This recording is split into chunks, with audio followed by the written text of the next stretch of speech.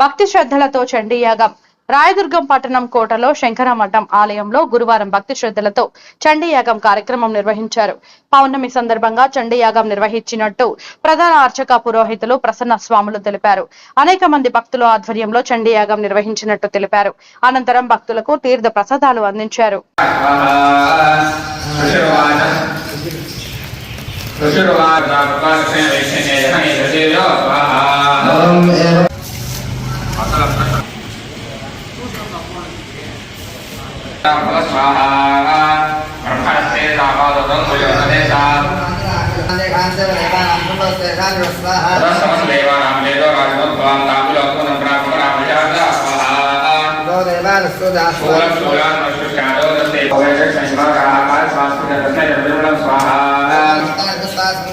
Vishwakarma